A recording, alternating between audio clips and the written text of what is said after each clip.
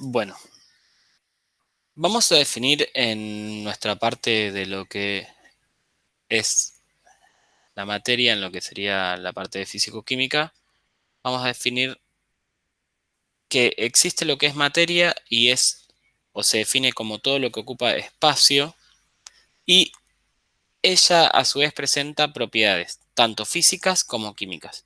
Nosotros ya habíamos hablado algo de las propiedades físicas y ahora vamos a hablar algo de lo que es la propiedad química. Entonces,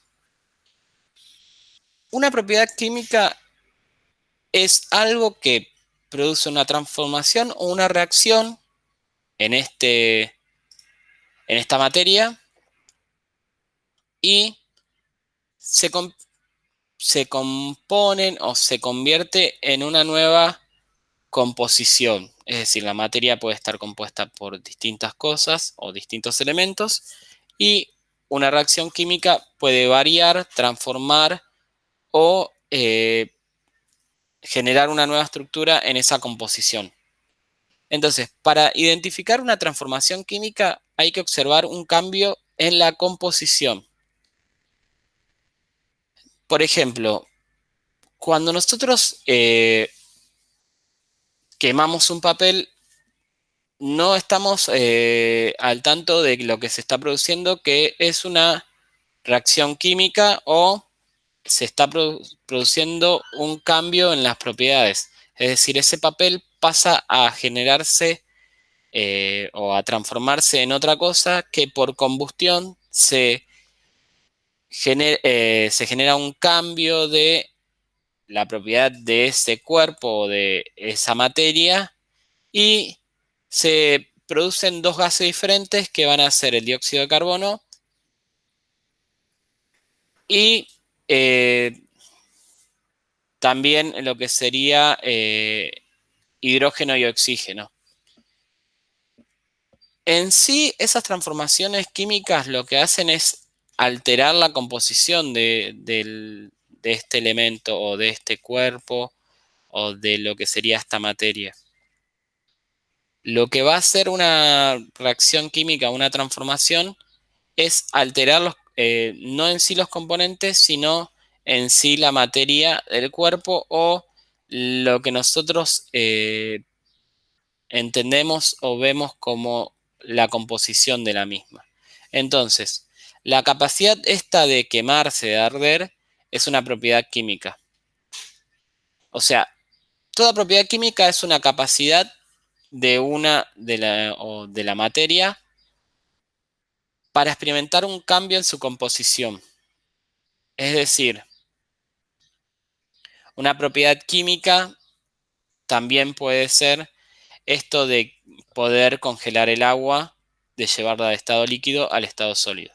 Entonces, primero vamos a tener que ver que vamos a tener clasificaciones de la materia. Vamos a tener la materia en distintos estados y vamos a tener clasificaciones en sí de lo que va a ser el compuesto o cómo está compuesta la materia en sí.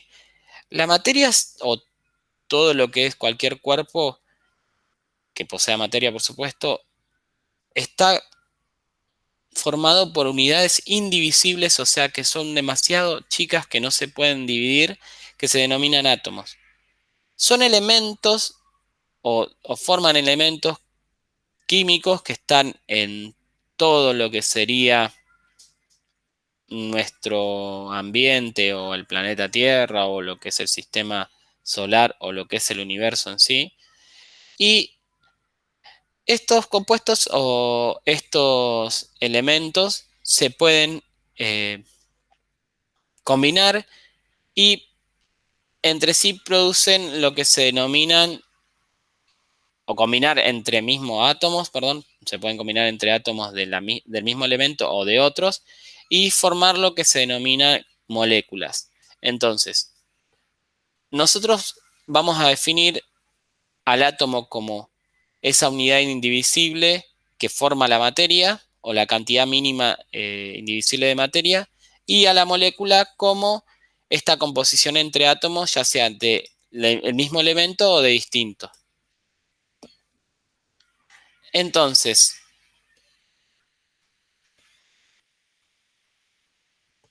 por ejemplo, una molécula de agua, en este caso, por ejemplo, está formada por tres átomos distintos. Es decir, dos átomos de hidrógeno, que son del mismo elemento, y un átomo de oxígeno. Cuando hablamos de molécula, podemos hablar de una molécula de oxígeno O2 y tener dos átomos de lo que sería el mismo elemento. Entonces, puede variar entre átomos de distintos elementos o del mismo y formar distintos tipos de moléculas que van a tener distintos nombres debido a la característica de esa materia que forman.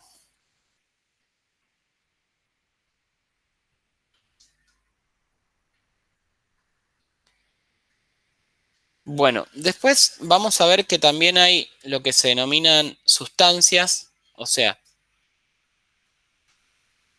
cuando hay lo que se denomina un compuesto de distintos elementos o del mismo, estos elementos en sí, en gran cantidad, van a formar lo que se denomina sustancia, que va a hablar de que existe una sustancia de tal elemento que va a tener una característica.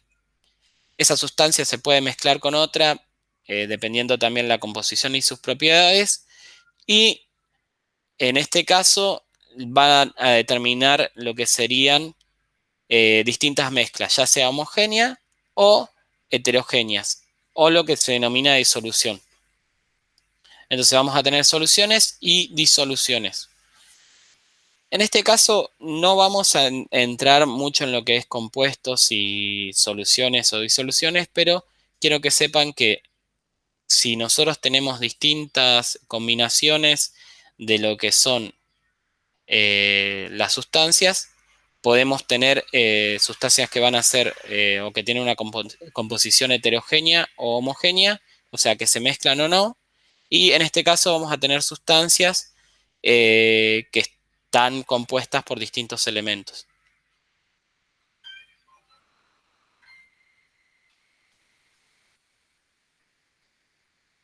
Por último, lo que vamos a ver, que es lo que vamos a ejercitar, es el movimiento de las moléculas dentro de un cuerpo. Entonces, todo cuerpo, objeto o materia está formado por moléculas de elementos, como ya lo dijimos antes, y las diferencias entre ellas son las que generan que haya diferentes cuerpos.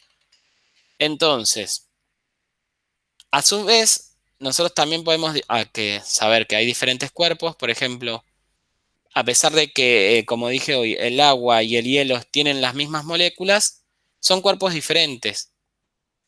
¿Por qué? Porque también tiene que ver con el movimiento que tienen las moléculas dentro de ese cuerpo. Entonces,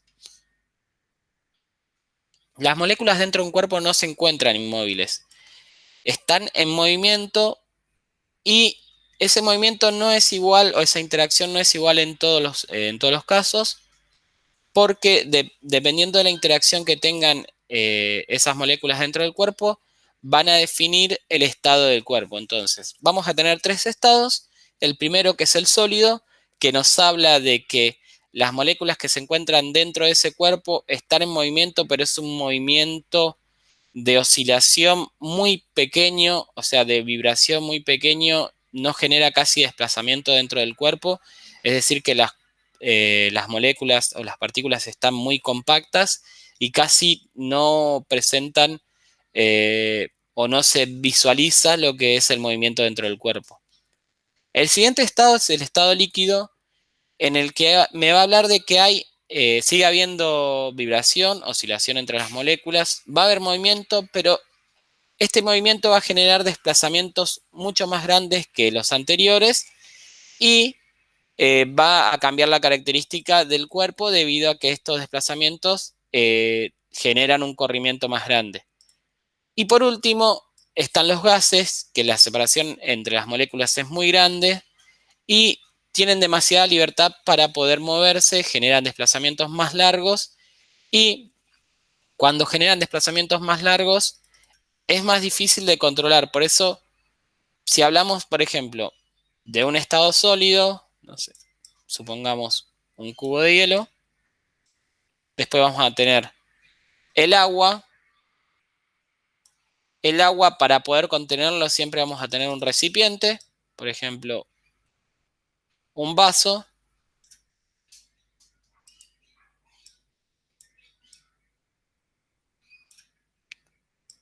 con agua.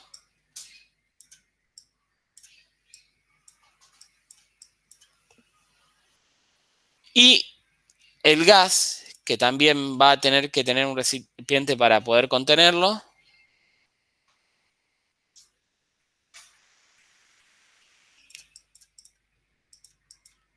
Y por ahí el gas es un poco más difícil de distinguir en este estado porque se visualiza con dificultades muchas veces. Entonces, cuando nosotros, por ejemplo, tenemos hielo, podemos sacarlo del recipiente, por ejemplo, una cubetera con el cual lo creamos, y va a mantener esa forma. Las moléculas están compactas, están casi unidas, tienen poco movimiento entre ellas, están muy pegadas, entonces hacen que ese cuerpo tenga mucha más solidez. En el agua, las moléculas están un poquito más separadas, se mueven un poco más libres, pero no tienen un desplazamiento muy grande. Y en el gas, las moléculas están bastante separadas entre sí, tienen mucha libertad para moverse. Por eso, por ejemplo, cuando nosotros servimos el agua, cuando pasa los 100 grados centígrados, se genera el proceso de ebullición y en ese momento vemos cómo se empiezan a separar algunas moléculas que pertenecen a ese estado líquido y se pasan al estado gaseoso o obtienen libertad como para moverse, y por eso muchas veces cuando vemos o lo que vemos en ese proceso son las moléculas de agua convirtiéndose en vapor y desplazándose siempre mayormente hacia eh, lo que sería la atmósfera o lo que es ver elevar esas moléculas. Ahora, todo este movimiento de los cuerpos nos va a definir algo. Entonces, sea cual sea el estado, las moléculas en su interior siempre tienen movimiento y ese movimiento da a que haya colisiones o choques de moléculas contra otras dentro del recipiente o dentro del cuerpo, y a ese movimiento, esa agitación, esa oscilación de moléculas, se la llama agitación térmica. Y para poder medir esa agitación térmica, vamos a usar lo que son las escalas térmicas, que lo que van a ver es que medimos ese estado de oscilación y vemos que se va a producir algo que es el calor. Nosotros solamente vamos a medir lo que sería una agitación térmica de un cuerpo. Eso lo vamos a tener a través de las escalas térmicas, las cuales son tres. Vamos a tener la escala que se denomina absoluta o llamada Kelvin, y otras dos escalas que son la Celsius y la Fahrenheit. Nosotros vamos a tener una comparación entre estas escalas. Entonces nos vamos a regir por esta escala que es la Kelvin, que es la absoluta.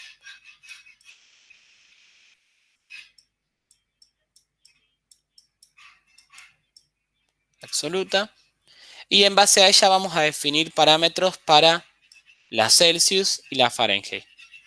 Podemos hacer una igualación sabiendo que el grado más bajo de la escala, perdón, la escala Kelvin es 273 grados Kelvin, No, perdón. Equivale a el grado 0 Kelvin, perdón. Y podemos hacer una comparación que el 0 grados centígrados equivale a 273 grados Kelvin. Y este grado Kelvin o Kelvin no se le pone grados, se dice Kelvin directamente. Y también equivale a 32 grados Fahrenheit. Mediante eso vamos a hacer lo que son las igualaciones que tenemos en lo que es eh, la parte teórica de los que le envié. Entonces, vamos a ver, por ejemplo,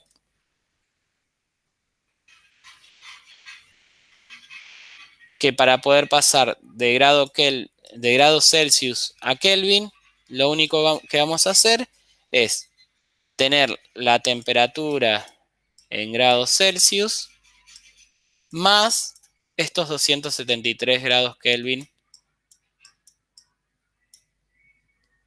que me faltan, 15. Entonces, si yo, por ejemplo, tengo 0 grados, tengo 273 grados Kelvin. Si acá tengo, por ejemplo, la temperatura normal de un cuerpo que está entre 37 grados, le sumo solamente 273,15 kelvins y esto me da que tengo 310,15 kelvins. Es decir, 37 grados centígrados equivalen a 310 grados Kelvin. Ahora, si yo quiero pasar esta temperatura kelvins a lo que es Fahrenheit, por ejemplo, puedo hacerlo de la siguiente manera. Vamos a tomar lo que es...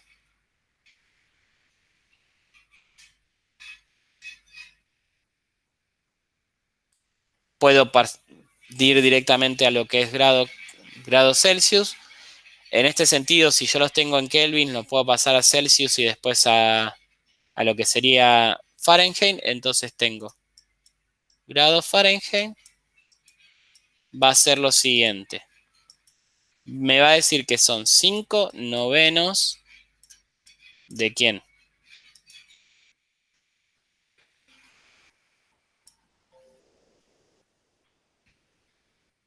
Perdón, es al revés. Es 9 quintos. 9 quintos de la temperatura en grados Celsius más 32 grados. Estos 32 grados, recuerden que son esta equivalencia que 0 grados centígrados equivale a 32 grados Fahrenheit.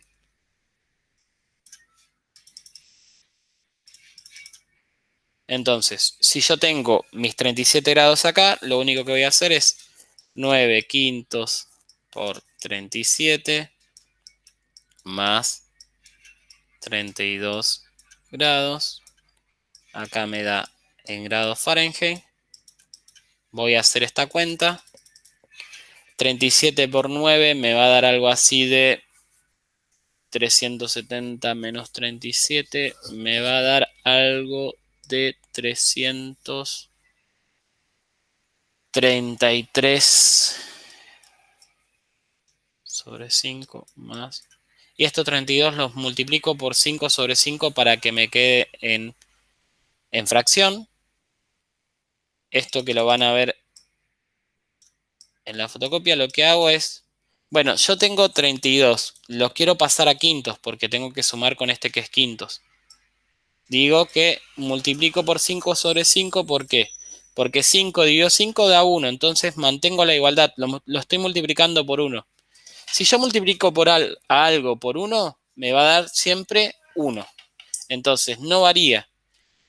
Lo que buscamos siempre que hacemos igualdades es que no varíe.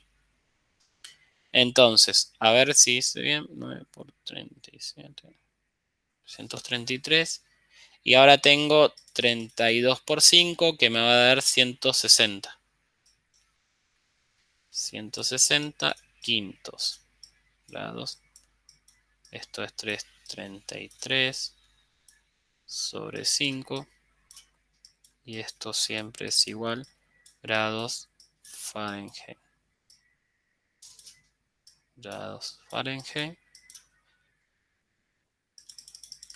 Y acá tenemos 160 más 333 sería 493. 493 grados sobre 5. Y si hacemos esa cuenta, nos va a dar